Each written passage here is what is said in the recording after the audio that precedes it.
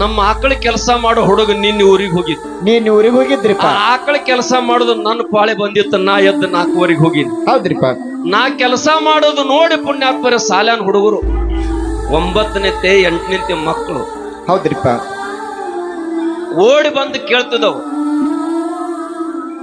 ಅಜ್ಜಾರ್ ನಾವು ತೆಗಿತಿದಲ್ಲ ಶಗಣ, ನೀವ್ಯಾಕ ತೆಗದ್ರಿ ಅಂತ ಕೇಳ್ತಿದ್ವಿ. ಹೌದ್ ಹೌದ್ರಿ. ಇದು ಹೃದಯ ಅಂತ ಕರೀತಾರ್ರಿಪ್ಪ.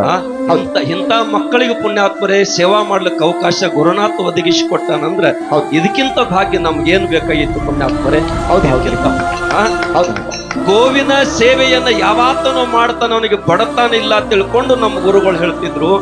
ಇಂತ ಸೇವೆ ನಾನು ಒಂದ್ ದಿವ್ಸ ಮಾಡ್ಬೇಕಂತ ಹೋದಾಗ ಇನ್ನೂ ಅರ್ಧ ಕೆಲಸ ನಡೆದಿತ್ತು. ಆ ಕಿಡಿಕ್ಯಾನ ನೋಡಿ ಹುಡುಗರು ಓಡಿ ಬಂದಿದ್ರು. ಇವತ್ತು ಹಡದ ಅವಪ್ಪ ಕೆಲಸ ಮಾಡ್ಬೇಕಾರ ಗಂಟು ಇಳಿಸ್ಕೊಲಾರ್ದಂತ ಮಕ್ಕಳು ಎಷ್ಟು ಹುಟ್ಟ್ಯಾರ.